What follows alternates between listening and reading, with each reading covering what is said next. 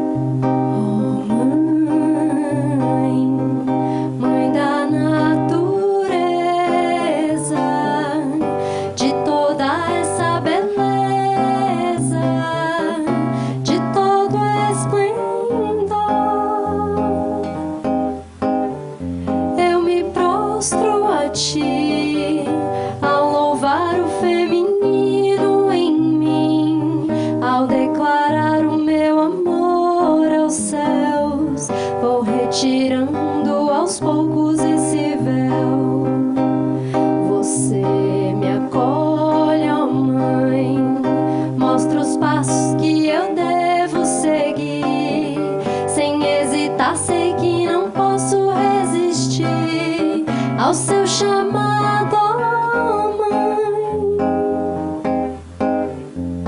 Eu busco por ti e quero sempre poder servir. Meu coração eu abro para o amor e me entrego ao seu valor. Sua força me traz o incentivo dessa busca que eu vou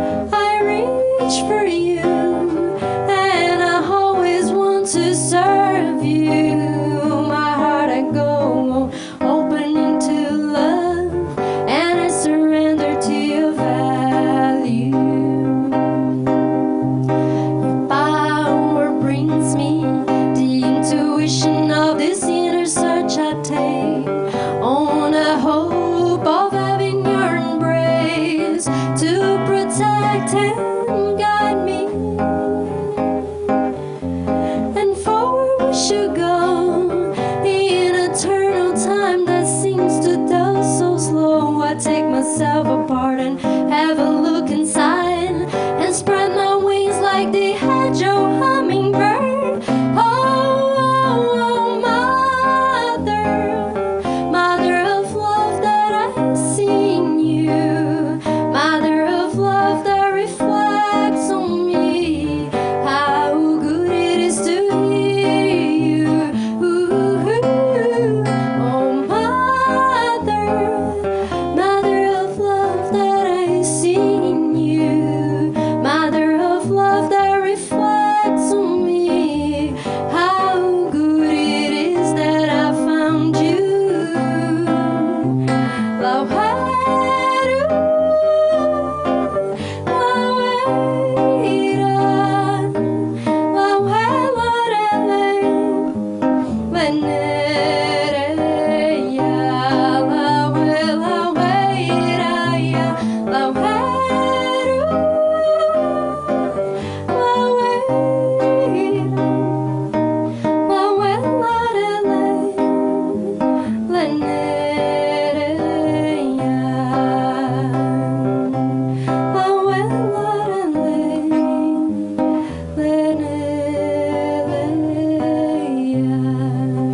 É uma honra ser mulher e receber uma música dessa. Para mim, eu me senti homenageada, eu não sei vocês.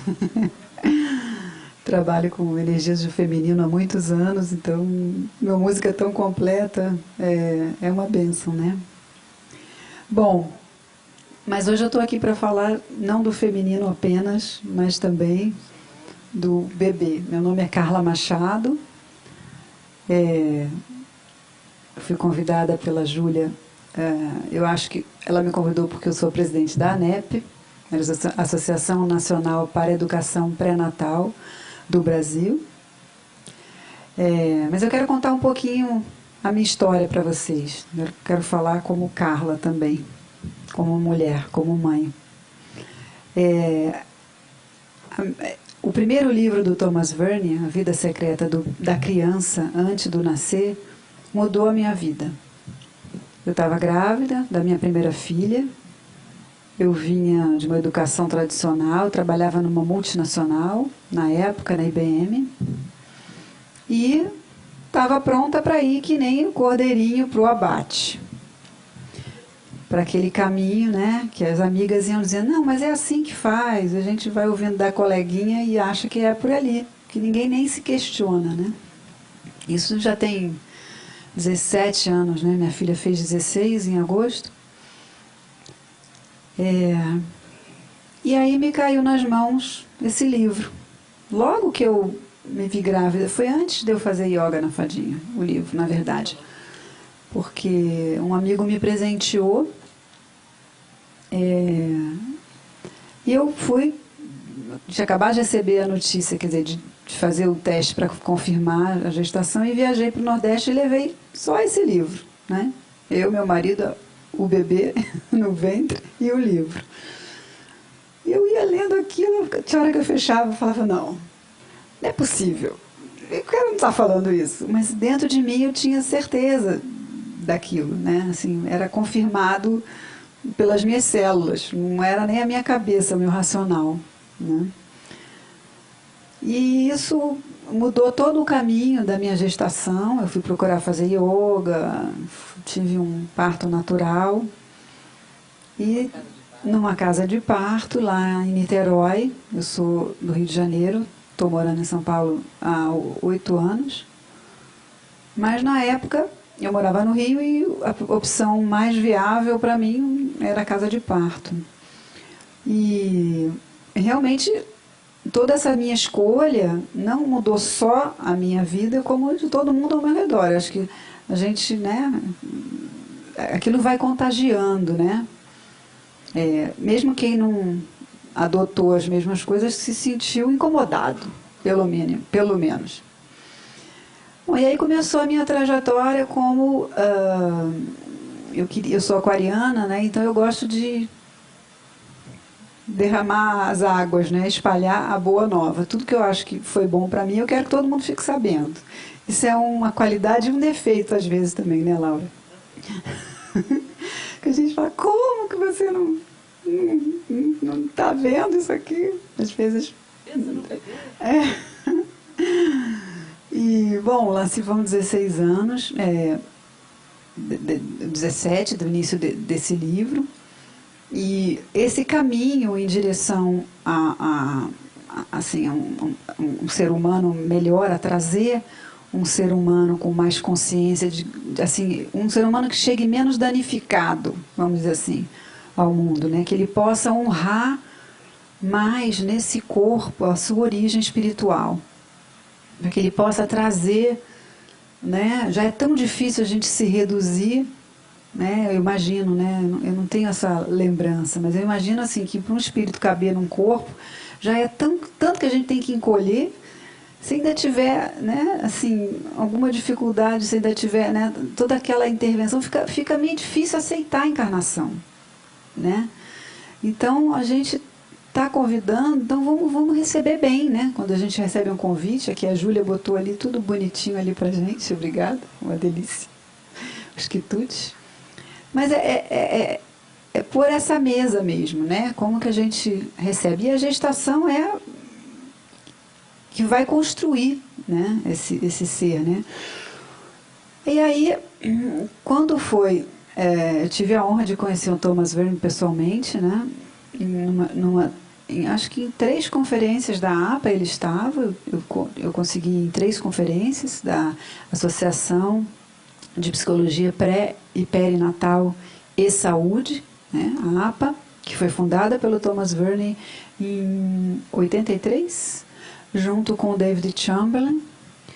E foi numa dessas conferências, foi a de 2008, eu recebi um convite, foi 2009, recebi um convite para abrir a Associação Nacional para a Educação Pré-Natal no Brasil. Já existiam 17 no mundo. Essas associações, elas são reguladas por uma organização mundial chamada OMAEP, Organização Mundial das Associações para a Educação Pré-Natal, cuja sede o presidente mora na Grécia, é uma organização europeia, mas que congrega atualmente 22 ANEPs. Na época eram 17, de lá para cá, né, mais 5 foram abertas. E uma delas foi a ANEP Brasil. E é um órgão, a ANEP é um órgão consultivo junto à ONU. Então, toda vez que a ONU quer fazer alguma mudança em termos de política de família, ela vai consultar a OMAEP. E a OMAEP, por sua vez, reúne as ANEPs, porque a ONU ela precisa de uma representatividade civil nos países, ela precisa saber o que está acontecendo na sociedade, né? Então, a gente é também essa fonte de informação, é um canal, né, para, enfim, de vai e vem, né? E a ANEP foi fundada em 2010, lá se vão 4 anos, a gente já teve uma formação em educação pré-natal aqui em São Paulo e ano que vem a gente vai começar uma outra no Rio de Janeiro. E o objetivo não é ensinar as mães a gestar, nem a parir, porque se a gente já sabe, se a gente não atrapalhar muito, a mulher vai fazer isso naturalmente, né? Se a gente apoiar, né, não exigir muito dessa mulher, a gente entender que esse trabalho que ela está fazendo já é o mais importante que existe no mundo, né?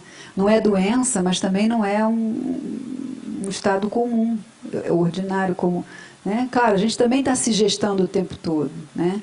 Mas esse convite, né, para a nova vida que a gestante faz de acolher no próprio corpo, né, isso é de uma imensa generosidade e beleza, né? Então a gente como sociedade deveria poder honrar isso. Então o objetivo da ANEP é sensibilizar a sociedade para essa etapa da vida, né, de um adulto, e também defender o ponto de vista do bebê, né? O bebê não tem ainda quem fale por ele, não tem partido, não tem time de futebol, ele está chegando e às vezes por desconhecimento, né, assim, né, a gente não respeita esse momento. Então, se a gente puder apoiar essa mãe para que ela possa apoiar essa criança, cuidar, trazer essa criança, a gente vai ter uma sociedade melhor. Bom, eu vou passar a palavra, porque tem muita gente para falar, mas depois, se vocês quiserem saber mais alguma coisa, a gente vai comentando. Obrigada. Obrigada, Carla. A educação na ANEP é essencialmente a educação que a mãe traz a seu filho durante a gestação. É um momento de máxima educação. Educação de ser, celular, plena. Bom, meu nome é Lauro Plinger, boa noite. É uma honra estar aqui. Obrigada, Júlia. Obrigada, Thomas. O Thomas Verne, a minha vida é fascinante, mas vamos falar agora do Thomas Verne. Eu tive a honra de trabalhar com ele vários anos nessa associação para psicologia pré-natal e perinatal. E uma vez, nos anos 90, nós estávamos reunidos, preparando o congresso de 93, que era Womb Ecology, World Ecology, a ecologia do ventre, a ecologia do mundo, do jeito que eu sou tratado na minha mãe, no útero, na minha primeira morada, desse jeito eu vou tratar o mundo, o meu habitat, a Terra. E numa reunião o Thomas nos contou qual era a história. Quem aqui leu A Vida Secreta da Criança Antes de Nascer? Alguém aqui leu? Oh, então vocês estão aí para uma surpresa maravilhosa. Leiam. É o livro que ele escreveu antes desse. Está esgotado. Não, tem a estante virtual, gente. Tem os amigos, tem a Carla que tem. Não. E livro, quem gosta de ler, encontra. E é um livro fascinante, onde ele termina no final dizendo: se alguém teve na sua experiência clínica casos parecidos com os que eu estou relatando aqui, por favor, entre em contato comigo. Isso antes da internet, gente. O livro saiu em 81, foi um best-seller mundial e choveu carta de terapeutas do mundo inteiro dizendo para o Thomas: eu também tive isso, mas não haviam parâmetros ainda da psicologia normal, da psicologia freudiana. Uma dessas pessoas que respondeu ao convite foi o David Chamberlain, e juntos eles fundaram a APA. E o primeiro congresso internacional foi em 83, em Toronto. Eles nem fizeram um congresso regional, nacional, foi logo internacional. Mas a história principal que levou o Thomas a escrever esse livro, a própria editora achou que era too far out. Era um pouco absurdo demais ou fabuloso demais. E olhem só que história era essa, para vocês verem o nível de censura, até lá no Canadá. Ele era já psiquiatra, já formado, estava num hospital psiquiátrico com pacientes internados, psicóticos, estava dando ali um plantão e de tarde ele passando num corredor, um desses internados chama eles: doutor, eu lhe convido ao meu nascimento hoje à noite. Um paciente psicótico, é um convite, ele toma nota do convite, entra lá, conversa, sai, nem pensa mais nisso, vai dormir, mas ele está de plantão. E lá pelas 3 da manhã, uma enfermeira bate na porta do quarto dele: doutor, o paciente fulano de tal está lhe convidando, está lhe chamando. Aí, muito interessado, ele vai. E esse era um homem, de seus 40 anos, está em posição fetal, em cima da cama, chorando, soluçando, com muito muco saindo, muita lágrima, meio desesperado e chorando, mas num processo dele. E dali a pouco ele acalma, respira. Eu não sei nem se foi medicado ou não, mas terminou por isso mesmo. E o Thomas Verne teria posto isso como um caso de paciente psicótico no hospital. Só que dali mais ou menos uma semana, uns 10 dias, esse paciente teve alta. Ele tinha entrado num rebirthing, num renascimento espontâneo, mas que ele próprio tinha previsto na tarde, e algo encaixou no psiquismo desse ser que o permitiu sair do hospital. Não é que ele tenha ficado curado, mas uma integração dele com ele próprio aconteceu. E o Thomas dizia: eu tinha 2 escolhas. Ou eu engavetava essa informação, ou eu estudava o que tinha acontecido.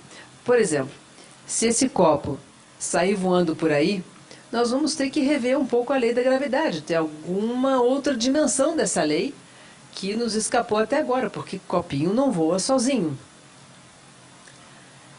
E foi assim que ele começou a ficar atento, inclusive depois no consultório, e foi corroborando que existem momentos da nossa vida pré-natal que nos influenciam para mais tarde.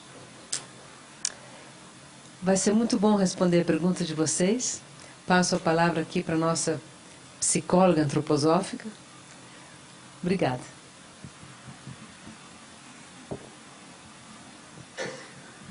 Boa noite. Primeiro eu gostaria de agradecer o convite da Júlia. É uma honra estar entre vocês aqui, podendo chamar a atenção para esse tema tão importante. Eu comecei a me interessar pelo tema quando eu fiz a formação na Unifesp, que era uma formação da antroposofia voltada para a saúde da mulher. E a partir de lá eu faço parte da equipe, sou psicóloga colaboradora no ambulatório de obstetrícia antroposófico que existe dentro da Unifesp. Atualmente também faço parte da diretoria da ABPA, que é a Associação Brasileira de Psicólogos Antroposóficos, e tenho me dedicado aí ao tema para enriquecer e poder juntar um pouquinho os conhecimentos da antroposofia com, eu até estava comentando com os outros integrantes antes, hoje a gente vive num mundo muito materialista, então esse apego excessivo à matéria faz com que a gente busque outras informações e pesquisas, e eu acho que essa foi uma das coisas que me encantou no livro. Ele traz muitas pesquisas que corroboram o que nós já conhecíamos intuitivamente. Então, acho que é um grande presente a tradução desse livro, ter tido esse contato e poder ter essa oportunidade de estar aqui com vocês. Certo? Obrigada. Boa noite, meu nome é Sheila, eu agradeço o convite à Júlia. Eu acho que eu completo um pouquinho a rede. Eu estou aqui porque eu sou mãe de duas meninas, uma nasceu de cesárea, a outra nasceu de fórceps, e eu conheci a Carla em 2009, comecei uma terapia com ela para resgatar meu feminino. Em 2012 a Clarissa nasceu e aí a ANEP já existia e começou a formação, e aí eu falei, eu acho que eu vou lá fazer minha terapia dentro da ANEP, Eu tinha a mínima intenção de virar uma educadora pré-natal, mas tinha a intenção de aprender a digerir esse processo, já que eu participava do movimento parto humanizado, tinha muita informação e tinha passado por esse processo novamente. No decorrer do curso, a ANEP foi convidada para uma universidade para se tornar uma especialização, e houve essa necessidade de ter um trabalho de conclusão daquele curso. E aí eu falei, está na hora de realizar o meu sonho, Eu sou jornalista, sou jornalista há 16 anos, e naquele momento eu falei, não, eu quero ser jornalista de verdade, assim, voltar a ser aquilo que eu tinha estudado na faculdade, com Sócrates, que eu tinha aquela coisa, conheça-te a ti mesmo. Esse é a grande premissa, do que é ser um jornalista, Para você poder falar de algo, conheça-te a ti mesmo, para ter algo verdadeiro a se falar. E eu comecei com esse processo, e aí nasceu um pouco a revista Clarear, que tem esse objetivo de refletir, trazer essas perguntas, como que seria esse caminho de se perguntar a si mesmo, quem eu sou. E toda essa revista teve a fada Laura para me orientar nesses textos, para ver o que é que eu estava falando, se tinha coerência ou não.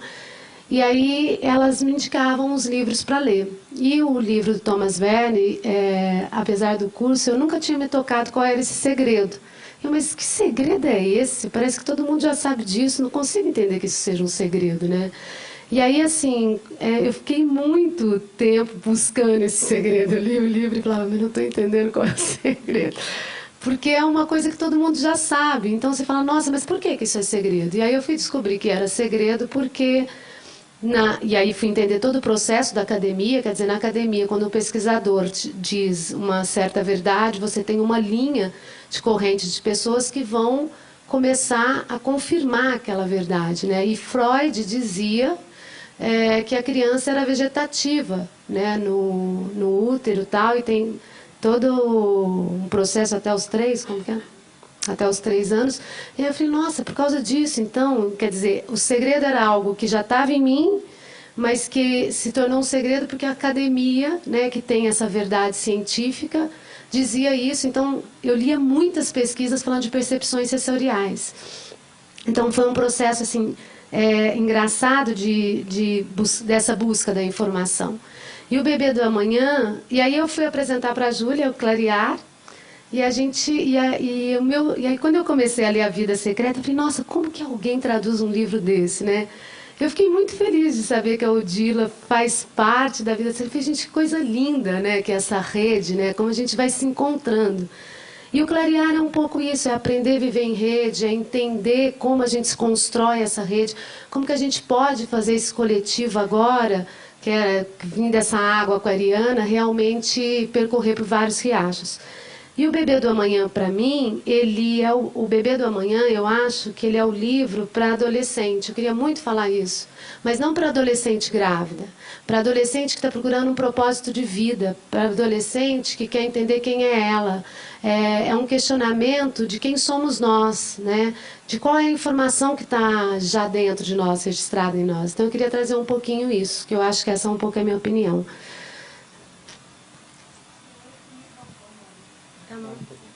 Vamos voltar? Você, Karina, tá bom? Boa noite a todos. Meu nome é Maurício Baldicin e sou médico, tenho 48 anos de idade e sou pai de 3 mulheres.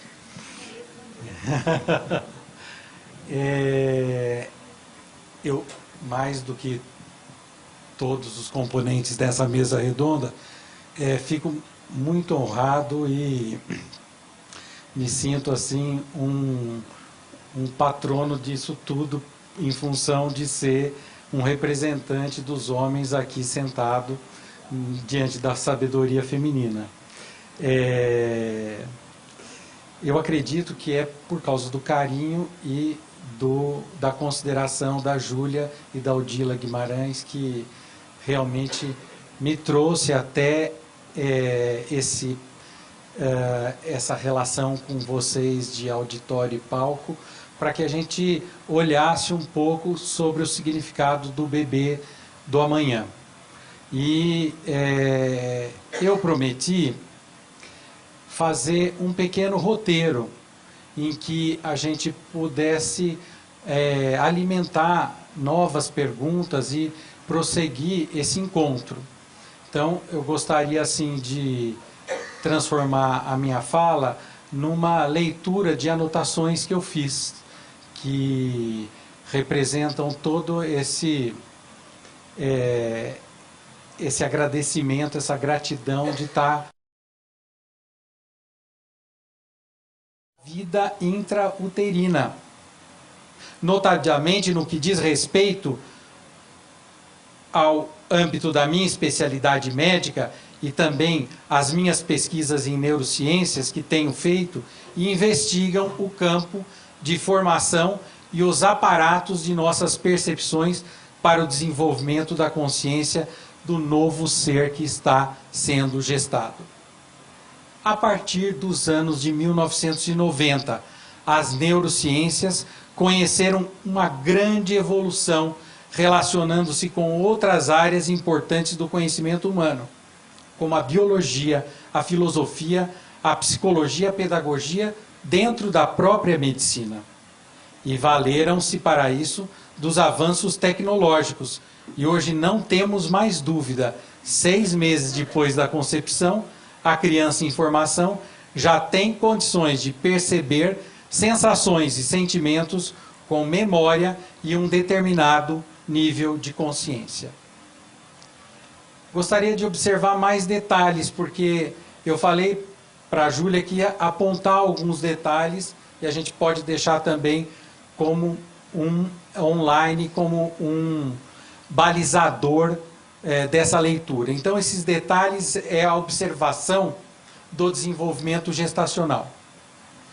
Nos 28 dias, quando o embrião mede um pouco mais do que 6 milímetros e o minúsculo vaso sanguíneo, que é o precursor do coração, começa a bater, as 3 partes primárias do cérebro já estão formadas.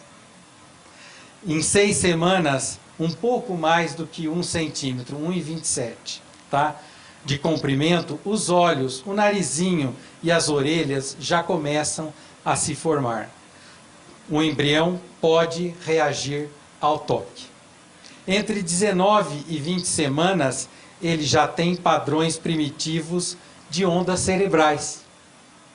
E no 4º mês, tem uma capacidade de explorar o seu mundo de percepções e há uma expansão dessa realidade, dessa consciência.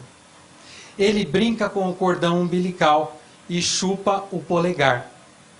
Quando é introduzido no útero uma substância doce capaz e faz com que o líquido amniótico seja deglutido 2 vezes mais do que habitualmente o concepto está deglutindo. Com 5 meses, ele reage a um som alto, levando as mãozinhas e tapando os ouvidinhos dentro do útero materno. O futuro bebê no útero já formou as estruturas cerebrais necessárias ao aprendizado, até a consciência em algum momento entre o 5º e o 6º mês de desenvolvimento.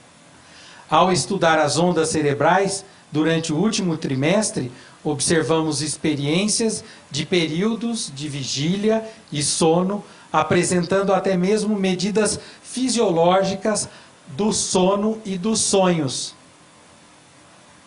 E a sensibilidade tátil do feto, já nas 7 semanas de gestação, quando o feto pode ser visto respondendo a carícias de um fio de cabelo na sua bochecha. Na 17ª semana de gestação, a maioria das partes da pele do feto tem sensibilidade. E nas 32 semanas, a sensibilidade da pele abrange o corpo inteiro. A visão também se desenvolve dentro do útero, embora as pálpebras fetais fiquem fundidas entre a 10ª até a 26ª semana. Já existe uma percepção do claro e escuro, e então o feto responde à luz projetada sobre o abdômen da mãe. Esses estudos também demonstram a evidência de que no sexo feminino, um desenvolvimento gestacional, em média, desenvolve habilidades futuras para tarefas verbais e coordenação motora fina. E ao passo que o sexo masculino, em média, eles vão revelar melhor percepção das relações espaciais e certas áreas do desenvolvimento conceitual da matemática. O útero é uma câmara de ecos, onde o som desempenha um papel importante. Por isso o exame de ultrassonografia ou ecografia. Colocando um hidrofone no útero de mulheres grávidas, podemos medir um barulho comparável ao ruído de uma sala comum, um eco do fundo da sala.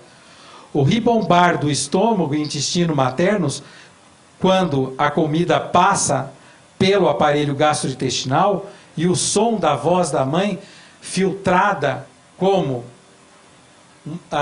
pela barreira do corpo e do mar amniótico, onde boia a criança, é sentido, é percebido. E com o desenvolvimento da consciência em si, a audição vai ficando cada vez mais clara à medida que o cérebro do feto cresce. O sistema auditivo humano está desenvolvido completamente até as 20 semanas gestacionais. E o feto responde a tonalidades de som até as 19 semanas de gestação. e são particularmente sensíveis à voz da mãe aos 27ª semana.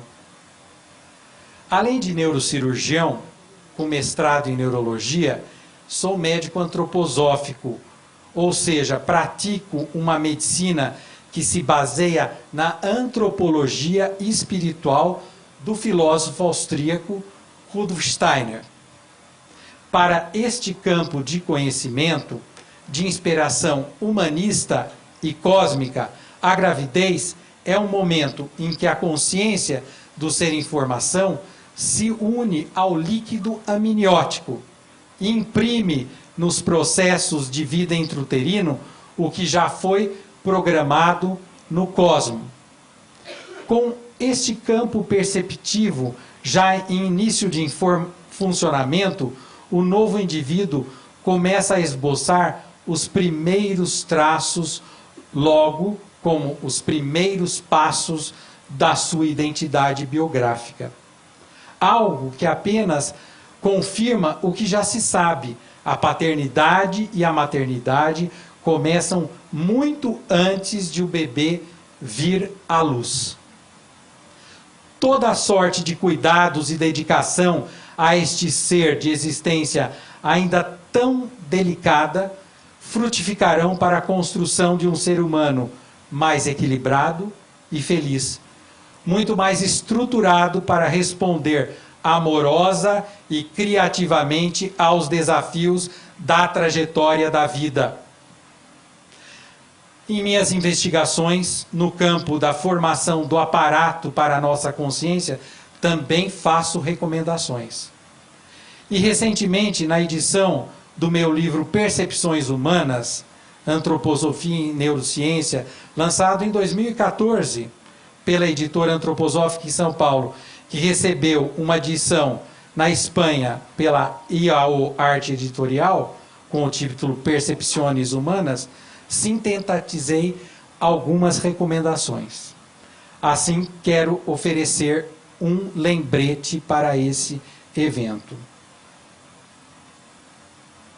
Apreciar a tangibilidade do mundo, física e imaterial. Apoderar-se da sensação de que o corpo está bem, nem fome, nem sede, acolhido pelo ambiente. Dominar gestos no espaço e desenvolver o equilíbrio em qualquer situação. Sorver as mensagens que chegam pelo ar. Decidir que algo é palatável e deixar-se imergir no profundo em nós que pode provocar um gosto. Acariciar com os olhos o que a luz ilumina e deixar-se impressionar pelas imagens.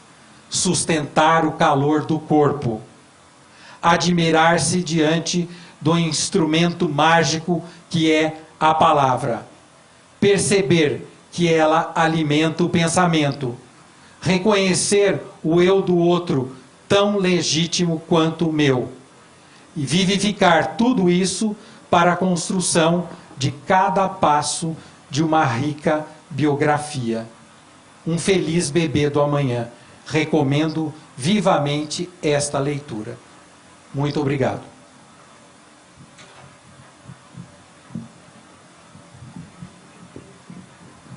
Boa noite a todos. Antes de mais nada, eu queria agradecer a Júlia pelo convite. É uma honra estar aqui com todos vocês. Meu nome é Daiane. Atualmente eu trabalho de analista de recursos humanos numa indústria farmacêutica. Queria contar um pouquinho da minha trajetória para vocês. Desde que eu me conheço por gente, eu sempre gostei muito de gestantes, de crianças. E sempre que eu vi uma gestante, eu me encantava e ficava imaginando como será que é a vida do bebê lá dentro. Sempre me vinha muitas coisas na cabeça. E aí eu entrei na faculdade, no curso de psicologia, que eu faço atualmente. No primeiro semestre, uma das minhas colegas de classe engravidou. E aí o namorado dela não quis assumir o bebê, e aí ela ficou numa situação super delicada, sozinha, sem a companhia do pai do bebê. E aquilo me sensibilizou muito, né? Eu comecei a me colocar no lugar dessa gestante, imaginar como seria, como deve ser difícil passar por um momento que deveria ser tão especial e estar sozinha, não ter ninguém para dividir. E aí eu lembro que na classe o bebê se mexia e ela me cutucava, ai, tá mexendo. E aí a gente começou a trocar essa experiência, eu comecei a acompanhar a gravidez dela durante toda a gestação, fui nos ultrassons e foi uma coisa incrível, foi muito legal. Chegou no final da gestação, a médica disse para ela que o bebê estava com muito líquido, amniótico, e aí deveria fazer uma cesárea, porque senão o bebê poderia entrar em sofrimento fetal. E aí ela me convidou para acompanhar na cesárea do bebê dela. Eu acompanhei, fui super feliz, falei, ai, deve ser incrível, vou ver um parto, né? Ainda não sabia que a cesárea não era um parto. E aí eu fui toda feliz, filmei, fotografei, achando aquilo super legal e tal, mas tinha alguma coisa naquela cena que não era agradável. Tinha alguma coisa que me causou um incômodo muito grande. E eu lembro que eu voltei pra casa e coloquei o vídeo pra assistir de novo. Falei, peraí, deixa eu verificar se tem alguma coisa aqui que não tá legal. E eu vi o vídeo e tudo parecia normal, mas no fundo do meu ser eu sabia que tinha alguma coisa que não tava legal ali. E eu acho que naquele momento eu me coloquei no lugar daquele bebê sendo arrancado, né, de uma forma tão violenta, tão cruel, numa sala fria, gelada, e aquilo me comoveu muito. Mas todo mundo achando, não, bonitinho, normal, as crianças nascem assim, né? Falei, então deve ser impressão minha. Aí tudo bem, deixei pra lá, continuei acompanhando ela, somos amigas até hoje. E aí passaram-se, eu acho que uns 2 anos, a vida me presenteou com uma outra gestante, que era uma vizinha da minha mãe na época, e ela engravidou aos 16 anos e foi largada na rua pela família. Simplesmente largada. E aí, mais uma vez, eu me comovi, me coloquei no lugar daquela gestante e não conseguia dormir, imaginando que aquela gestante poderia estar na rua com o filhinho. E aquilo me comoveu de uma forma que eu sou casada e eu conversei com meu marido e eu falei, amor, eu acho que a gente tem que fazer alguma coisa por ela. E aí eu lembro que foi de sábado para domingo, a gente não dormiu pensando, o que a gente pode fazer por essa menina, né? Ai, vamos levar para um abrigo, ai, vamos não sei para onde. E várias ideias passavam pela nossa cabeça até que a gente falou, por que não trazer para cá? A gente tem um quarto, a gente tem uma casa que é confortável, a gente tem dinheiro que dá para alimentar mais uma pessoa, por que não trazer para casa? E a gente passou a noite acordados, amadurecendo aquela ideia e decidimos ir no conselho tutelar e fazer todos os trâmites para trazer essa menina para casa. E na época ela estava com 6 meses de gestação e eu lembro que eu acompanhei toda a gestação dela, foi incrível, foi maravilhoso. E aí eu estava na esperança de acompanhar um parto de verdade, né? Acho que agora vai ser lindo, vai ser incrível. E ela teve o bebê num hospital público, infelizmente sofreu violência obstétrica do mais alto grau possível, foi a coisa mais horrível da minha vida. É uma cena que só de lembrar já me arrepia, me choca muito. E aí aquilo foi a gota d'água. Eu falei, gente, não é possível que só existam essas 2 maneiras de vir ao mundo. Uma é sendo arrancado bruscamente da barriga da mãe, e outra é sendo, sabe, amassado, subiram na barriga dela e diversas outras coisas. Não é possível que só existam essas 2 maneiras, né? E aí foi que eu comecei a pesquisar na internet, assistir outros tipos de parto. E logo em seguida minha irmã engravidou também, então ficava uma de cada lado pesquisando, ela pesquisando da casa dela e eu pesquisando da minha. E aí a gente descobriu que existia um curso para mulheres que queriam acompanhar parto, chamado doula. E aí eu fui fazer esse curso de doula no Gama e foi incrível. Foi assim um presente de Deus para mim, porque foi um curso onde eu me encontrei e eu realmente descobri o que eu queria. Eu descobri a minha missão nessa terra, que eu acho que foi uma coisa incrível. Até me arrepia de contar, porque realmente foi uma experiência extraordinária. E aí depois que eu fiz o curso de doula, eu comecei a acompanhar alguns partos e vi realmente a diferença do que é uma cesárea, uma cirurgia, um parto hospitalar cheio de intervenções e do que é realmente o corpo da mulher trabalhando naturalmente, o que é o poder do feminino de verdade. E aí, desde então, eu venho acompanhando vários partos naturais, numa casa de parto chamada Casa Ângela. Acompanho partos domiciliares também, partos hospitalares, de forma humanizada também. E eu posso dizer que eu me encontrei, realmente é o que eu amo, é o que eu quero fazer para o resto da minha vida, é acompanhar as mulheres para que elas tragam seus bebês da melhor forma possível para esse mundo. Para que a gente traga as pessoas com respeito, com amor, com dignidade, para que assim a gente construa um mundo melhor. E lendo o livro, foi incrível também, porque tudo que eu já acreditava, tudo que eu já tinha aprendido veio de encontro. O livro vem afirmar tudo aquilo que eu já acreditava e eu recomendo muito a leitura. É um livro muito especial, é uma bíblia para as mulheres que ainda não tiveram filhos, para aquelas que já tiveram e para os pais também. Eu acho que todo mundo precisa ler esse livro. É uma leitura extraordinária e eu recomendo muito. Meu nome é João Alexandre. O livro chama O Bebê de Amanhã, né? Mas eu queria fazer uma pergunta sobre o bebê de ontem, né? Se existem estudos que mostram a diferença de comportamento, de personalidade, de pessoas que hoje já tenham 50 ou 60 anos, que tiveram diferentes formas de gestação ou de parto, né? Pessoas que tiveram parto mais tranquilo, que tiveram parto mais conturbado. O que isso resultou na formação do caráter da pessoa no futuro? Se existem estudos assim que indicam, conforme o tipo de gestação, resultou num tipo de pessoa de uma certa forma. Existem estudos, é uma maneira de falar, porque não podemos fazer experimento científico com o ser humano. Mas nesse livro existe todo o horror comprovado e comprovado mesmo das gestações que não foram das mais harmoniosas. Esse livro é um livro perigoso para dar para a gestante, porque vai mostrar o perigo do mal gestar. Mas esse perigo também está nos nossos livros de história. Todas as histórias de tirania, de imperialismo, de falta de inclusão social, o que nós vivemos na nossa política, ninguém que é capaz de assinar o fim de uma floresta, de um rio, de uma ecologia, ninguém ali nasceu bem, não teve seu cérebro bem formado, seu sentimento de empatia para com a vida. Agora, os bem-nascidos, os bem-formados, os bem-gerados, não vão pedir ajuda, não vão contar suas histórias. Eles vivem suas histórias felizes. Na França tem um ditado que diz assim: Les gens heureux n'ont pas d'histoire. As pessoas felizes não têm história. Quer dizer, elas empreendem coisas maravilhosamente lindas, mas não falam delas.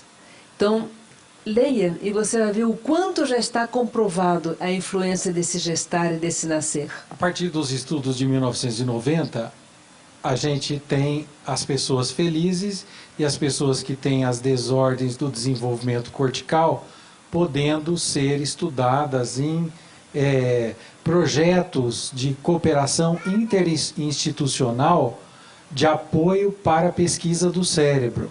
E agora mesmo, recentemente, o ano retrasado, Barack Obama dotou um orçamento maior que o projeto Apollo para mapear o cérebro, chamado Brain Mapping.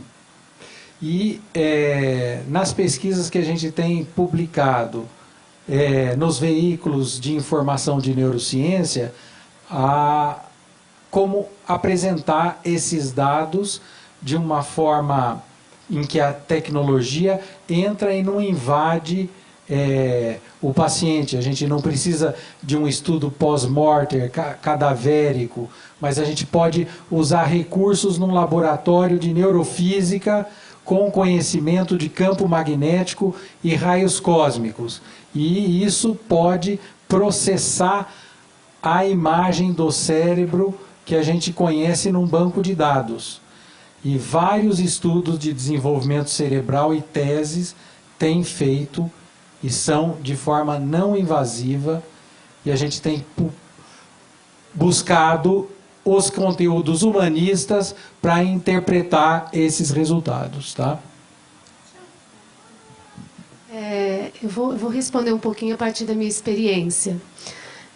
Eu li muito para ter ideia das pesquisas, elas geralmente são feitas em animais, mas o que eu queria te passar é que para eu escrever essa revista, eu precisei passar por algumas técnicas, hoje terapeutas, que existem muitas, para você trabalhar com traumas de nascimento. E uma das razões que eu estou aqui em cima é porque entrei em contato com meus traumas de nascimento, né? Eu fiz renascimento, estou fazendo agora algumas terapias que faz a simulação de formato de feto, e que faz toda a sequência de como você tem, por exemplo, o primeiro tato, né?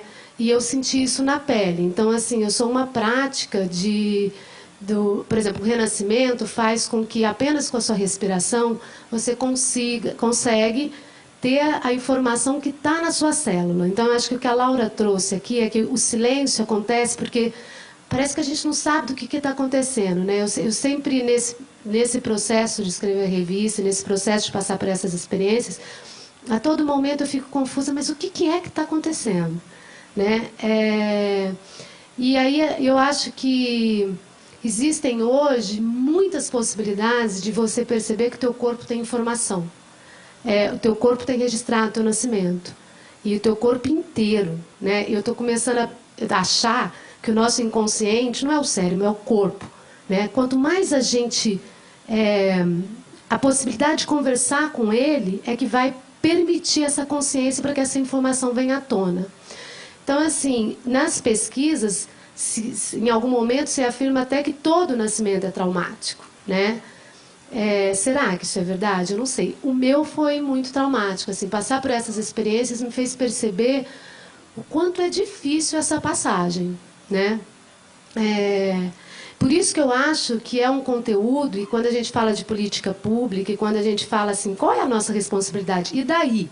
Né? E daí que o bebê sente? Né? O que a gente pode fazer diante disso? Eu acho que a gente tem uma missão, assim, não sei se é missão, mas eu acho que tem uma responsabilidade como cidadão de começar a trazer essa informação para o adolescente. Né? Porque eu acho que é ali que nasce uma semente de entender esse processo, porque ali se permite ter uma liberdade de escolha. Porque geralmente hoje, toda geração de mãe, e eu tenho conversado com muitas mães, a gravidez surge, a gravidez aparece, a gravidez é uma surpresa. Linda, maravilhosa, mas uma surpresa. E uma surpresa, às vezes, é um desconhecido, que também traz uma parte negativa que a gente não sabe lidar com ela. Ainda mais no mundo onde você tem que ser feliz. E você não sabe o que é ser feliz. Então, eu acho que tem um pouco essa questão, né?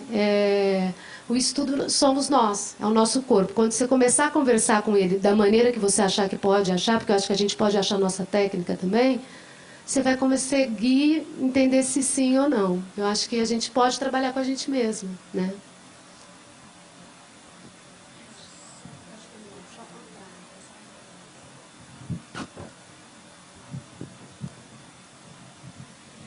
Eu não sei se essa colocação responde um pouco a tua pergunta. No livro, o Thomas ele traz um pouco sobre a questão dos tipos de parto e traços de personalidade.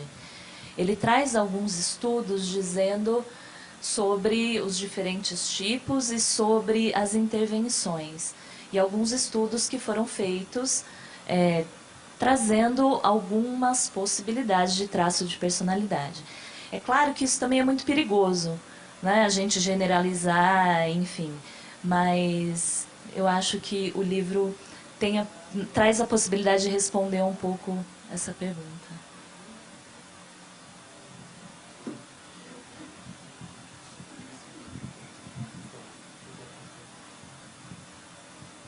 Aqui a gente tem duas esferas do conhecimento, tá? O autoconhecimento, que é uma esfera de uma proposta de reconhecer os sentidos e voltar à condição primal, e uma análise de tudo que a gente pode fazer para ajudar a humanidade e já tá livre das metodologias científicas invasivas, né? Que a gente, a partir de um determinado momento, de um avanço científico, técnico, começa a rever os resultados dos antigos estudos. Aqui é importante ser tudo citado, independente dos preconceitos, dos juízos, para a gente entender como vai se construindo a ciência. E aí, como que agora, nesse momento, a gente quer uma pesquisa da consciência do ser como um todo, né? Não de um cérebro como um tecido nervoso, mas uma consciência do ser humano físico, do ser humano de mente e do ser humano de espírito. Tá? E eu quero complementar também com a minha experiência como astróloga. Uma das coisas que me levou a trabalhar com o momento do nascimento, a achar o momento do nascimento um momento importante, porque naquele momento é tirado um mapa natal, um mapa astral, que vai ter influência, né? A gente pode interpretar, entender o dinamismo psíquico da pessoa a partir daquela análise, né? Então, se aquela análise é tirada no momento do nascimento, o momento do nascimento é super importante, né? Isso me abriu bastante para esses estudos também. E hoje, né, com todo esse trabalho da importância, né, desde a concepção, quando eu analiso uma carta, eu vejo, né, eu procuro esses aspectos no mapa, né, desde o momento da concepção, como ele colocou, da questão de qual é a intenção no momento da concepção. Isso importa muito, né, se aquele desejo realmente para trazer, né, um ser humano que vai fazer a diferença no mundo, ou se é para um desejo meu egoísta de ser o herdeiro da minha fábrica, isso aparece, né? Assim, a intenção que já é impressa naquele ser já vai pesar ou não desde da primeira sementinha, né? É como se atirasse uma pedrinha no lago que vai reverberar, né? E a gestação vai ser uma reverberação dessa primeira intenção. A nossa amiga Dola trouxe, né, 2 casos difíceis, né, de gestantes abandonadas, mas que tiveram já o início da concepção muito controverso, né? Então, acho que isso leva a gente a pensar, para a gente poder ter, né, essa gestação bem plena, feliz, com componente da alegria que a Laura colocou aqui tão bem, a gente tem que analisar também assim essa concepção, né? Como que essa concepção é feita. E aí, mais ainda, informar, falar com os adolescentes, principalmente, da importância do sagrado desse momento, que dependendo do que vai ser plantado ali, isso vai fazer diferença para toda a humanidade. Né? Aquele pode ser um projeto de vida, né? Ou pode ser assim, um erro.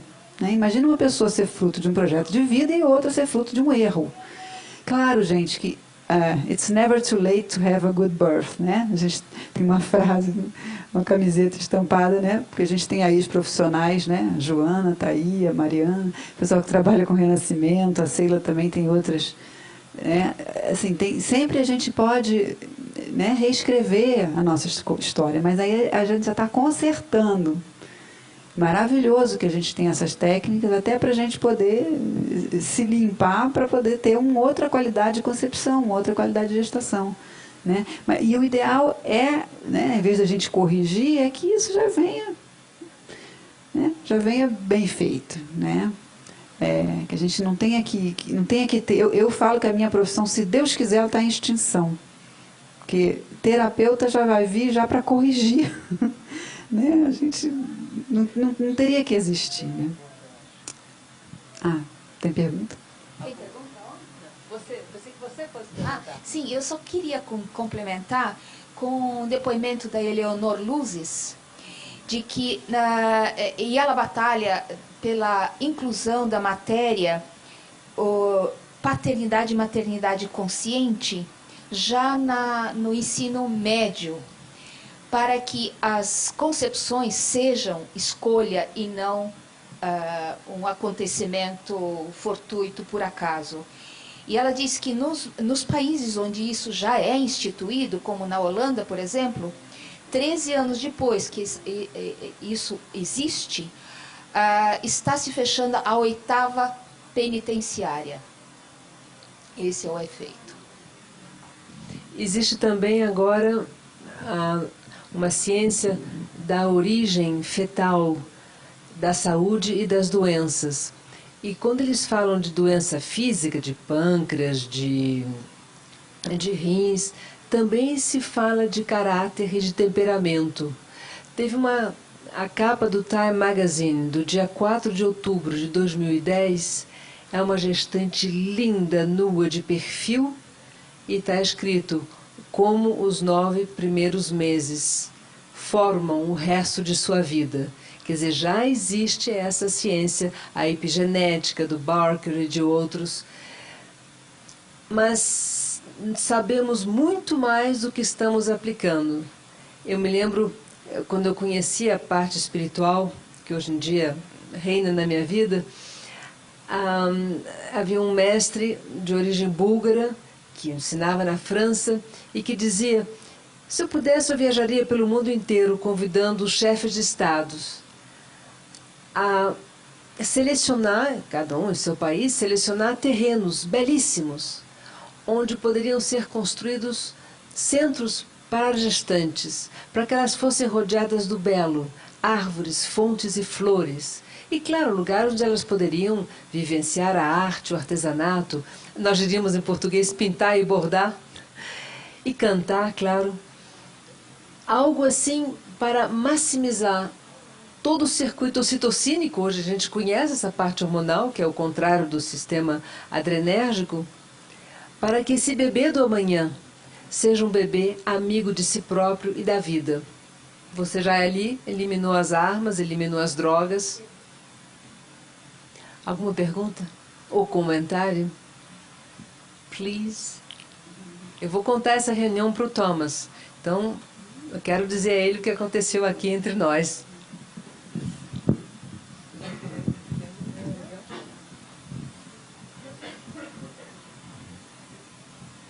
Boa noite. Meu nome é Igor. Eu fiquei interessado justamente no relato da Daiane. Ela contou um pouco sobre algumas experiências traumáticas, né? E eu, sinceramente, não tinha muito conhecimento até pouco tempo dessa realidade da violência obstétrica, das cesarianas forçadas, às vezes. E só há pouco tempo eu tive contato com o que é parto humanizado, não experiência minha, mas de outras pessoas. E me parece que aqui no Brasil a gente está muito distante disso, né? Eu vejo relatos de muitas pessoas que passaram por experiências traumáticas como essa que a Daiane contou. Então eu queria saber, de uma forma prática, como isso está sendo trabalhado para mudar essa realidade, tanto no sentido de políticas públicas, no Congresso Nacional, ou até mesmo nas faculdades de medicina, como que os médicos estão sendo formados para isso. A gente tem uma pessoa ótima para responder essa pergunta, é a Bia Fioretti, que está ali na plateia. Fala aí, Bia. Bom, respondendo um pouquinho a sua pergunta, Fala que você é da ANEP. Faço parte da ANEP, eu sou publicitária de formação, criação, e larguei a publicidade formal e hoje me dedico à comunicação na área de saúde. E hoje presto serviço ao Ministério da Saúde. Então, acho que por isso que também a Carla recomendou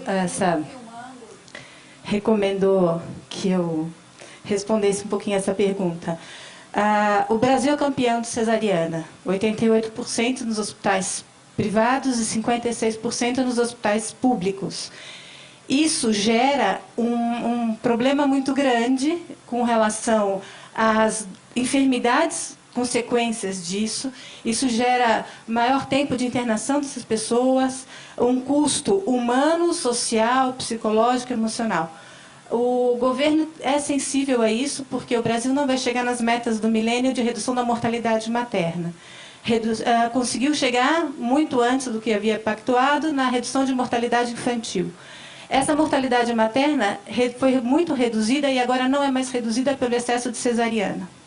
Então, como política pública, esse governo foi muito sensível a isso e investiu muito dinheiro para essa mudança de paradigma. Então, foram trabalhados vários pontos. Por exemplo, foram reescritos protocolos hospitalares. Então, de boas práticas de parto, onde a mulher não é mais obrigada a ficar deitada, a ser cortada, toda essa política que os médicos praticavam, isso já está descrito como não é um procedimento protocolar. Tudo isso baseado em evidência. Então, foram contratados os maiores cientistas para reescreverem esses protocolos. Fizeram sistemas de monitoramento, sistemas onde de remuneração, os hospitais que reduzissem suas taxas de cesárea são melhores remunerados do que os que não baixam taxa de cesárea. E muito treinamento com profissionais de saúde. A realidade, paralelo a esse trabalho que eu fiz para o Ministério, houve uma pesquisa chamada Nascer no Brasil, que foi um inquérito epidemiológico que ouviu 24 mil mulheres. Foi a primeira vez no Brasil que se escutou esta mulher, e não o gestor, a enfermeira. Os resultados foram publicados esse ano, e eu tive o privilégio de produzir um documentário a respeito dessa pesquisa. Então, eu viajei pelo Brasil vendo essas mulheres. E depois voltei em alguns hospitais. E quando eu voltei, eu vi que muitas práticas tinham mudado. Que muitas mulheres que relatavam essa violência obstétrica, que é o descaso, principalmente quando mais baixa a classe social, mais é o descaso. Mas quanto mais elevada a classe social, mais intervenções acontecem. Às vezes os riscos nas classes, os convênios, são maiores, inclusive. Mas essas mulheres estavam sendo melhor assistidas, essas mulheres estavam tendo liberdade de movimento, elas comiam. Então foi uma experiência muito interessante voltar no hospital onde estruturalmente não mudou nada e como as mulheres estavam tendo, que tinham tido filhos há 3, 4 anos atrás, como estavam tendo boas experiências. Então isso é uma prática que está sendo implantada, que agora é capaz de ser dada essa continuidade, e a cesariana tem que ser revertida. E o grande empecilho é esse sistema médico de formação, que não é formado médicos, a conveniência tanto das mães quanto dos médicos, porque as mães não sabem qual é a realidade, quais são os riscos que elas correm com a cesárea desnecessária, porque a cesárea é muito boa porque ela salva vidas, mas quando ela é necessária. Então, eu acho que a gente caminha para, em pouco tempo, o sistema público está muito melhor do que o privado. Então, é emocionante acompanhar o parto de uma mulher, né, assim, negra, com pétalas de flores numa banheira num sistema público. Você encontra isso facilmente. Ou mesmo teve uma experiência de uma mulher de 17 anos, tendo seu primeiro filho, e ela relatando a emoção dela sentir o amor passar por dentro dela. E quando ela sentiu o calor, quando ela beijou aquilo que ela tinha carregado por 9 meses. Então, são relatos muito interessantes de boas experiências. Eu acho que a gente caminha para isso. E acho que essa filosofia da NEP, todos esses conceitos estão sendo trazidos, né, no âmago, ainda de uma forma muito sutil, mas a gente está conseguindo trabalhar. Tem um documentário que é muito bom, que retrata tudo isso que a gente está falando aqui um pouquinho, que é o Renascimento do Parto. Para quem não assistiu, é um documentário que traz muitas informações que algumas pessoas hoje desconhecem, mas eu indico para quem está grávida, para quem não está, para todo mundo que quer ter informação. Eu acho que inclusive está saindo 2 já, né? Vai lançar logo mais o documentário, já o volume 2, para vocês verem o sucesso que está fazendo e o quanto de informações está chegando para a gente aí. Então, informação tem, é só a gente buscar e se informar. Mas não vamos pensar que tem algum país, mesmo na Holanda, as parteiras estão desesperadas. Era um país que desde o século XV havia uma escola da arte de ser parteira, separada totalmente da medicina e da enfermagem, e quando o médico queria aprender parto normal, ou a enfermeira, iam fazer tipo um estágio com a parteira. Está sendo cada vez menos o caso, as mulheres estão tendo cada vez mais nascimentos nos hospitais, não está muito fácil. Que bom que, como diz a Eleanor Luz, está se fechando alguma penitenciária. Mas no mundo inteiro, da China ao Canadá, dos esquimós aos mapuches, lá no sul do Chile, da Argentina, está russo. Está muito difícil. No próprio Vietnã, tem até relatos daquele agente laranja que penetrou nas águas do país e está causando muita malformação congênita. Há uma tristeza com relação a nascer, tão roubando partos e tão roubando nascimentos, mas assim é uma falta de ética criminosa, só que quem está cometendo o crime também nasceu de maneira criminosa. Nós não podemos dizer, olha médico, olha parteira, olha... Somos todos estamos involucrados nessa atmosfera, certamente com memórias do nascer e do nosso pré-natal, subservientes ao status quo, por isso que vale despertar um por um da consciência. Tanto que a antroposofia tem muito para trazer. Nas escolas antroposóficas, a criança aprende a buscar o belo e o pensar por dentro. É muito interessante. Quem não conhece o sistema de ensino antroposófico, que liberta o ser humano de ter que obedecer ao sistema, é muito interessante. E é o sistema, aliás, de escola que mais cresce pelo mundo. São mais de 8 mil escolas agora, no sistema privado, pelo mundo inteiro. É uma questão séria, política, e é para cada um de nós. Não adianta atacar um sistema. De estar conversando com o movimento Parto Humanizado e de fazer essa revista, existem conselhos de saúde em bairros.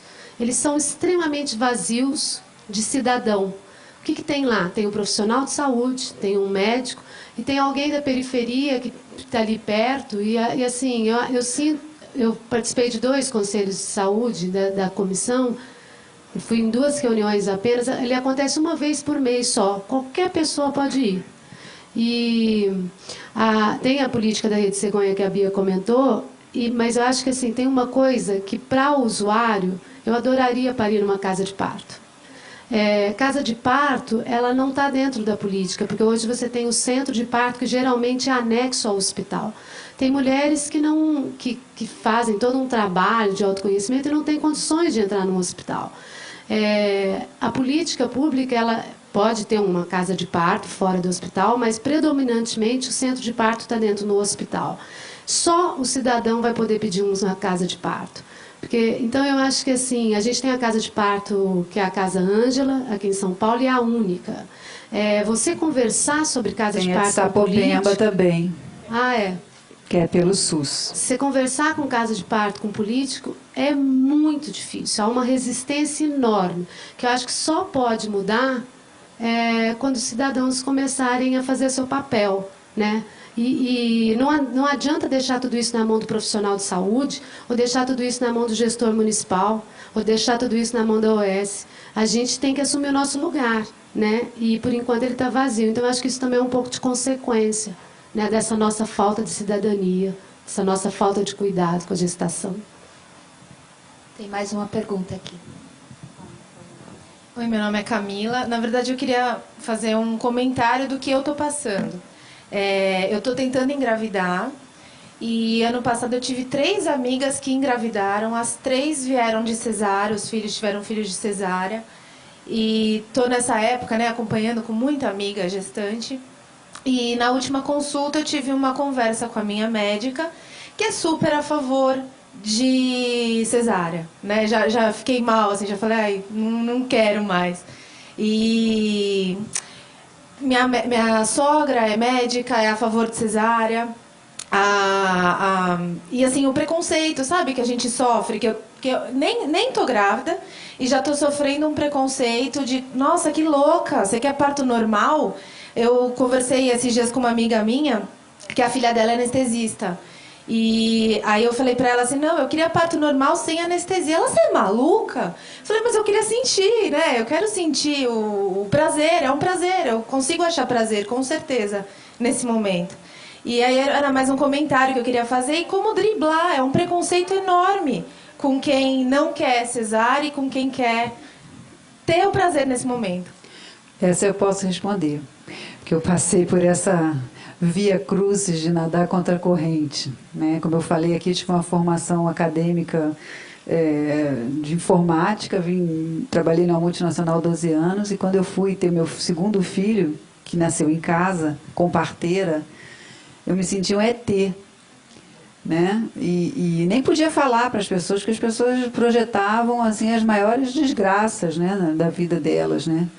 E a gente vai se juntando, né? Eu acho que a gente vai se unindo com outras pessoas que fizeram a mesma escolha, né?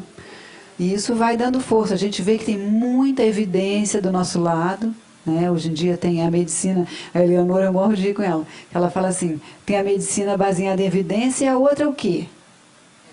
É a medicina baseada em tradição. Em eminências. Em eminências. Né? Que é quem já adquiriu o seu posto e dali não quer se mexer, né? É claro que depois que meu filho nasceu em casa, todas as minhas amigas tiveram filho em casa. Né? Foi assim, um ato político super subversivo, né? E, então, assim, acho que a gente, respondendo a tua pergunta, Camila, acho que a gente tem que se juntar com quem está pensando que nem a gente e se informar mais, né? Porque as evidências estão do nosso lado. Vou só interromper. Existe aqui em São Paulo a casa do Nascer Sem Medo. Como é que é? Parto Sem Medo. E essa é uma casa e tanto, e é aqui em pleno São Paulo. E tem pessoas assim incríveis trabalhando lá, times. Talvez, Thaís, você possa vir falar da política? Cadê você? Thaís. Ajuda a Thaís a falar. O pessoal todo que viu o renascimento do parto, gestando com barriga de 38 semanas, bate lá no Dr. Alberto, socorro! E ele cuida de todo mundo, né, Thaís? Com a sua ajuda, claro. É um programa criado por um obstetra, que também teve uma formação acadêmica tradicional, fez muita cesariana, a pedido ou não a pedido, por conveniência, mas depois teve um clique, justamente lá na Unifesp, né? E fez um estágio no amparo maternal, se encantou com a forma com a qual as parteiras esperavam um bebê sair, né? E se encantou e se tornou, se voltou para o caminho da humanização. Foi aprender bastante, fez curso de antroposofia, ainda está fazendo doutorado, uma série de coisas. E, conjuntamente, ele desenvolveu um programa de assistência humanizada à gestação, parto, primeiros meses, né? Não vou falar primeira infância, que primeira infância é mais extenso. E dentro da equipe ele já tinha doula. Trabalhava com várias doulas e há uns 2 anos teve a introdução da obstetriz na equipe. Então, foi uma sacada, né? A Juliana, que é a obstetriz da equipe, está aqui também. E com isso aumentou 34% o índice de parto normal, natural, humanizado em ambiente hospitalar. Mesmo em maternidades ditas cesaristas, ultracesaristas, né? Então, é um número que a gente comemora bastante, porque não é para qualquer um, né? E assim, o cara é baiano, bem corajoso, e ele aceita essas Nascido mulheres. de parteira, ele mesmo. Nascido de parteira. E ele aceita. Então, a mulher vem naquele pré-natal com o médico que a acompanha há muito tempo. Já leva um livro do bebê do amanhã. Leva. Aí ela vem e acha que o médico é fofo. Mas que tipo de parto ele vai fazer? Ele falou que faz parto normal. Ele faz. Aí quando chega 38 semanas, às vezes 39 semanas, que é o médico dá o bote, vai falar, tem que ser cesárea, tem que marcar e tal. Ela se desespera, volta lá no Dr. Alberto e ele aceita. A gente fica maluca, porque, né, você tem uma previsão de alguns partos, gestantes para acompanhar, chega lá, sempre tem mais 5 no mês. E essas 5, você nem viu, nem formou vínculo e tal. E acontece que elas vão parir. Legal.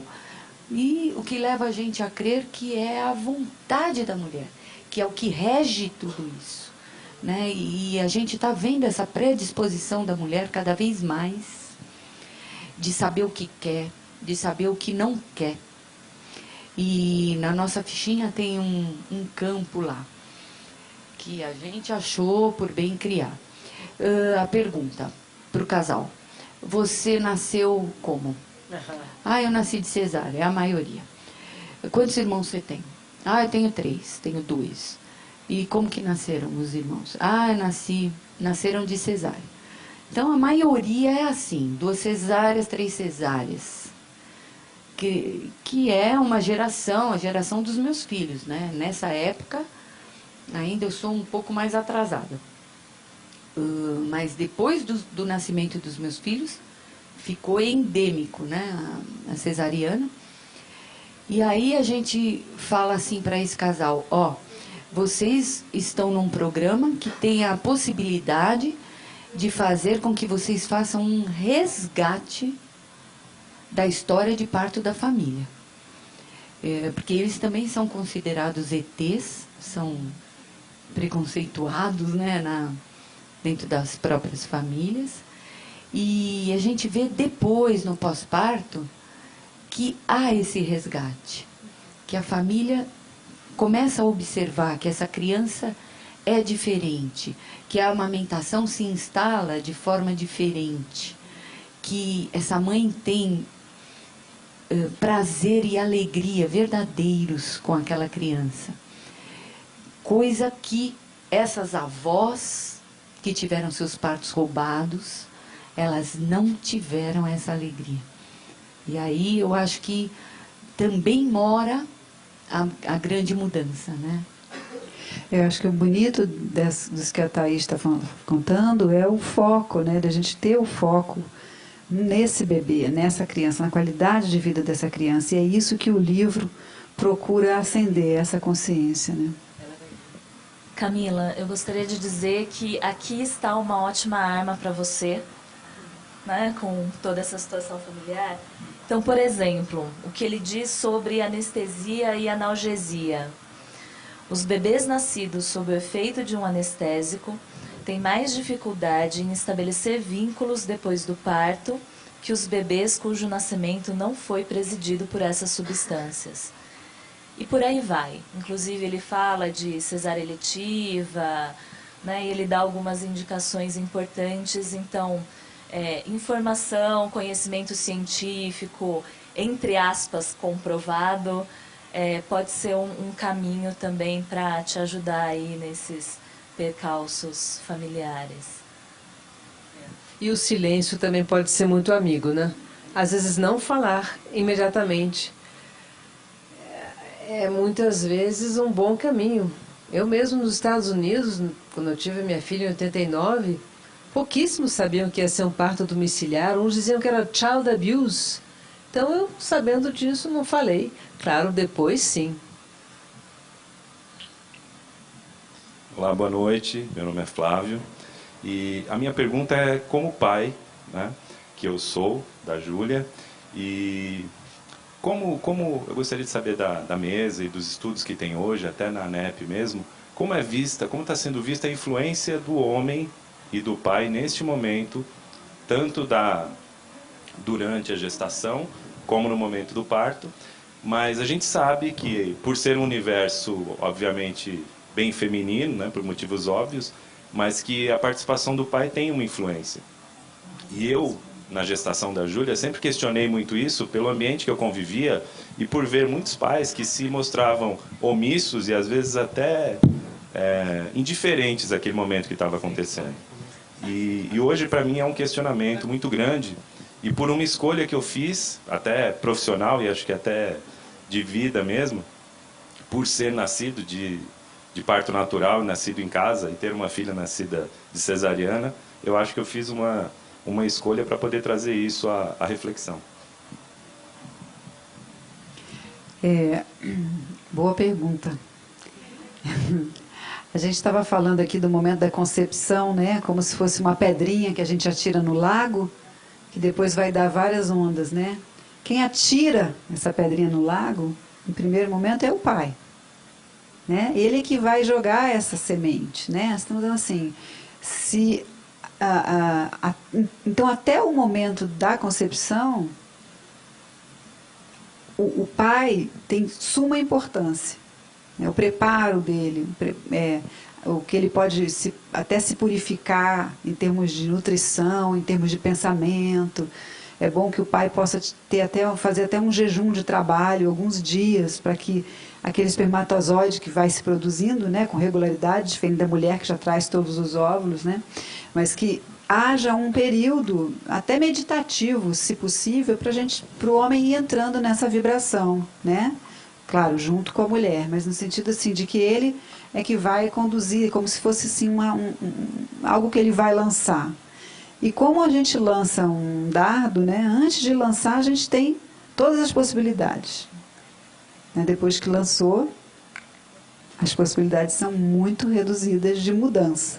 Né? Você vai ter aquela força, aquela direção. Então, o quanto a gente puder se informar antes, né, principalmente o homem, né, desse papel, e depois, quando essa pedrinha é atirada, ou seja, essa concepção acontece, aí o poder vai passar para a mulher, né? E o papel do homem é justamente ampará-la, né? Endeusá-la, né? Assim, essa coisa mesmo que muita gente vive, né? Ela está grávida agora. Eu tive um colega no trabalho, eu morro de rir quando eu lembro disso.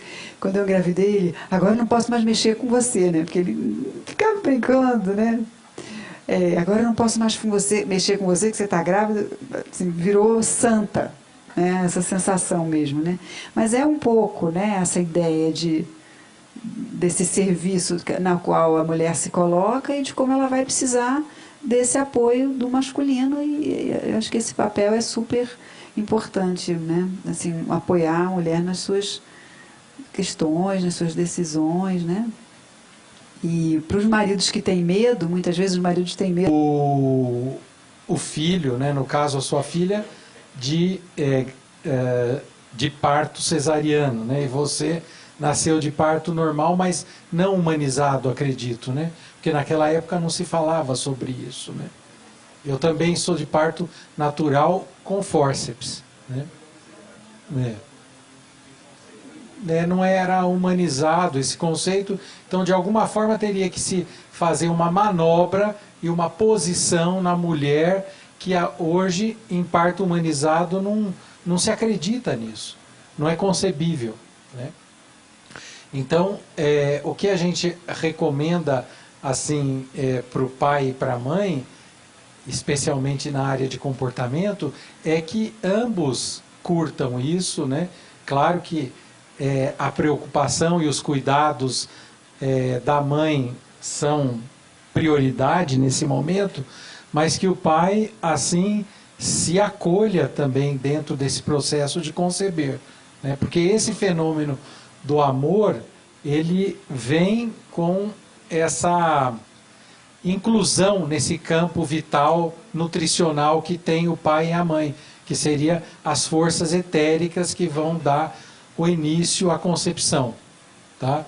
Então acho que mais do que uma orientação do bem-estar da mãe, é o pai se informar, e por isso que eu falo sobre a paternidade e a maternidade, referindo a tanto as condições de concepção, como também observar aquelas recomendações sobre os sentidos, desde o tato, do sentido da vitalidade, do sistema adrenérgico, simpático e parasimpático noradrenérgico, até a posição dos movimentos, do equilíbrio, o desenvolvimento do paladar, do olfato, da termorregulação, da audição, do desenvolvimento da palavra, da cognição e dos interesses interpessoais de reconhecimento da identidade, do ambiente que está gestando. Essas recomendações, eu acho que são a receita de alimentar os sentidos e as percepções humanas, que é o trabalho do meu livro, da edição Percepções Humanas, que são os 12 sentidos, segundo uma ciência e segundo uma visão antropológica espiritual, que é o desenvolvimento do homem, corpo, mente e espírito, né? Então a gente vai alimentar isso, a mãe vai ser nutrida disso e o pai vai acompanhar o cardápio, tá bom? Nós vamos ter que ir encerrando. Eu só quero pedir uma pequena observação que a Maria Tereza quer fazer e depois a Odila vai precisar fechar, tá bom? Não, meu nome é Maria Tereza, eu sou assistente social. E o que eu gostaria de anotar como uma pauta dessa reunião, mas que não foi possível e levaria muito tempo, porque é um tema muito polêmico. E eu sei que hoje não dá mais, mas fica para uma próxima. Eu queria falar sobre o estupro. Mas foi bem estudado. Os casos das tragédias estão bem estudados, mas não existe o estupro. Existem vários tipos em várias pessoas. Mas aqui existe isso. A concepção com violência, ela tem toda uma trajetória. Porque não é só estupro, pode ter intracasal a violência. Sim. E Frank Lake, do Rebirthing, do Renascimento, o Frank Lake explica isso muito bem. Os tipos de concepção, só da concepção ver a trajetória. E ele, inclusive, é quem diz, aqueles que foram bem concebidos, sabemos pouco sobre eles, porque eles não chegam nos nossos consultórios. Mas Frank Lake e concepção violenta. É fascinante esse estudo. Um parágrafo que eu acho que resume bem todo o conteúdo desse livro. As crianças concebidas com amor, alimentadas com amor, nascidas e criadas com amor, crescem num estado de graça e devolvem ao mundo, multiplicado muitas vezes, tudo aquilo que receberam. Se desejamos profundamente que a bondade vença o mal, temos de aprender, um dia, a subordinar o materialismo ao maternalismo, o desespero à esperança e o amor à tecnologia pelo amor às crianças. Boa noite a todos. Obrigada pela participação, pela vinda de vocês aqui. Obrigada, estou emocionada. A todos os palestrantes e os ajudantes. E gostaria de falar um pouquinho o caminho, né? O Thomas Verne, que é o autor do livro, eu recebi essa cópia em 1985 e foi do meu sogro. Ele teve uma biografia muito difícil, tragédia, como vocês estão comentando. E aí, dessa tragédia, ele foi fazer uma terapia e o terapeuta indicou esse livro. E foi engraçado, porque ele só tinha até o 4º ano primário, mas ele lia em todas as línguas. E quando ele leu o livro em francês, ele já ficou encantado e mandou traduzir o livro e se apaixonou e dizia que esse era o livro do futuro, que é que ele achou a busca da vida dele, do problema dele e tudo mais. Então eu recebi isso em 7 de janeiro de 1985. Eu já tinha um primeiro filho, que foi nascido no Hospital Albert Einstein, com cesárea, e ele entrou em sofrimento. Eu fiquei mais de 2 horas no corredor do hospital sem nenhuma atenção, e esse meu filho veio com problema mental. E o Diego é de 1979. Esse livro chegou na minha história em 1985. Eu tive a segunda filha, a Carolina, que já foi um pouco mais claro e procurando umas respostas para aquela dor toda que eu já havia tido no primeiro parto. E depois, quando chegou esse livro na minha vida, veio a terceira filha, que é a Nicole, que abriu hoje o nosso encontro cantando uma música de composição dela. Então, foi assim é a minha vida, né? E aí depois, quando eu tive o Diego, eu falei, bom, tinha me formado na área jurídica, eu falei, que adianta eu ficar na área jurídica com um filho desse? Aí eu resolvi, então, entrar para pedagogia curativa e terapia social e ver o que era melhor para ele e como que eu poderia ampará-lo. Então, eu acabei fundando aqui no Brasil a Párciva e a Escola Travessia, que são 2 escolas para crianças e jovens com dificuldades. E depois fui morar nos Estados Unidos e na Nova Zelândia em comunidades e fui ser mãe da casa de pessoas especiais, de pessoas com dificuldades. Então foi um aprendizado enorme, uma luta diária enorme, um trabalho de manhã, de tarde e de noite. Então eu lidei com esse lado negativo que vocês perguntaram aqui, como é que seria. Mas ao mesmo tempo eu vi que foi um caminho para nós de libertação, como família, como aprendizado, como amadurecimento, como a gente se aprofundar nas relações humanas, porque quando você lida com pessoas com dificuldades, com especiais, eles pegam sempre aquele seu tendão de Aquiles que você não quer mostrar. E eles vão lá e eles ficam te aborrecendo. Então, a nossa vida foi essa. Essas minhas 2 filhas também viveram comigo dentro dessas comunidades e aprenderam muito e amadureceram. Então, é uma coisa muito de poder amparar, de poder ajudar, né? Aí, quando eu... esse é o primeiro livro do Thomas Verne, né? A Vida Secreta da Criança, que foi editado, então, pelo Cis José Salme aqui no Brasil.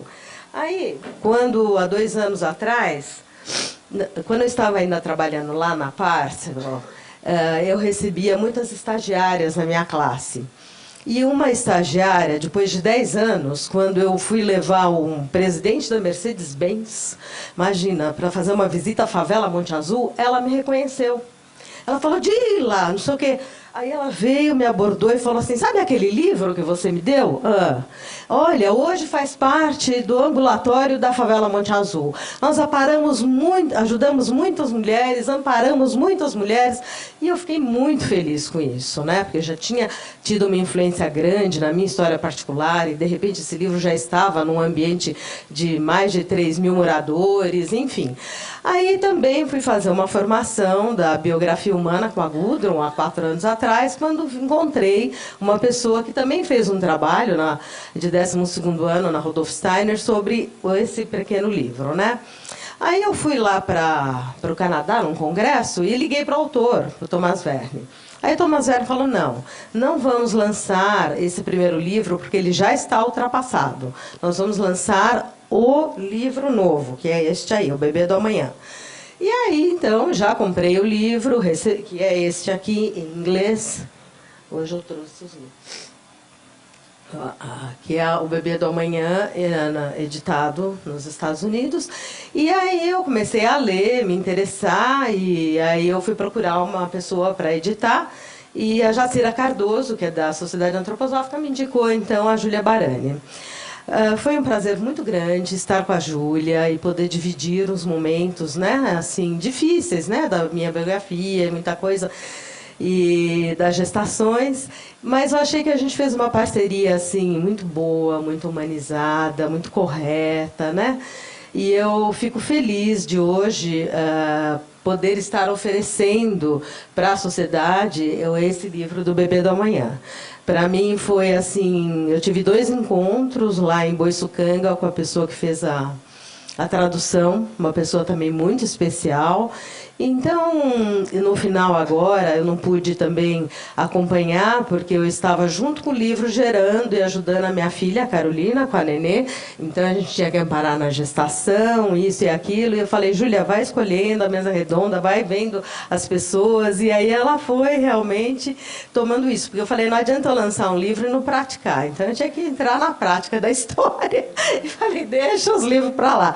E realmente arregacei as mangas e fiquei por conta da Amora, que chegou com muito calor, com muito amor na nossa família, né? E eu acho assim que o parto dela foi também uma coisa bem interessante, porque o médico não pôde comparecer, mas foi muito incrível, porque a Nicole entrou, a Nicole ela fez alguns sons, e depois ela tinha ela tinha um pediatra humanizado que estava lá, então não deixou aquelas agressividades de intubação, de luz, isso e aquilo. Então, mesmo o médico não comparecendo, e foi feito com o estagiário, foi com o médico do hospital, foi muito bonito e muito humano como ela veio. Nós conseguimos criar esse ambiente independente do médico não estar, entendeu? Foi muito interessante isso. E aí ela ficou no quarto, e eu lembro que a primeira noite eu olhava para a Carolina, ela estava sofrida. Eu peguei a criança, botei no sofá, dormiu comigo ali, entendeu? Naquele sofá eu gorda, no serviço. Então é muito interessante de ver como a gente pode dar um jeito, a gente pode realmente fazer o bem, né, para a humanidade. Eu aprendi muito isso com os especiais. E eu acho que eu gostaria de deixar mesmo para a humanidade esse livro com muita alegria, porque do mesmo jeito que ele fala do que é bom, de como trazer uma pessoa para o bem, no final do livro ele fala também das catástrofes, né?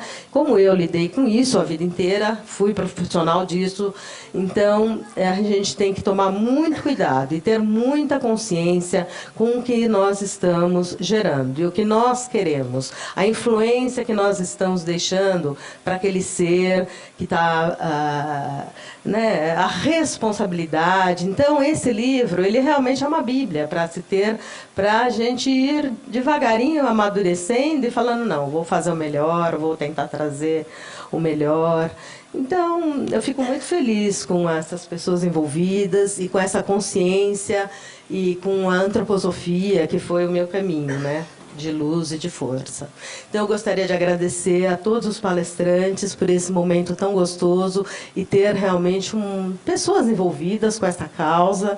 Gostaria de agradecer aos presentes que vieram, gostaria de agradecer às minhas filhas que trazem essa minha biografia e estão aqui junto comigo, isso é muito bonito de se ver. E aos parentes, aos amigos, terapeutas que divulguem, né, esse livro, que traz bastante informação. Ele é um cientista, né? Ele é um psiquiatra cientista, então tem muita coisa ali, informação boa, básica. Então, é isso. O meu muito obrigado a todos e um obrigado especial à Júlia por toda a dedicação. O livro saiu muito bonito, Júlia. Eu gostei muito, sou muito agradecida. Estou feliz com o resultado. Eu também.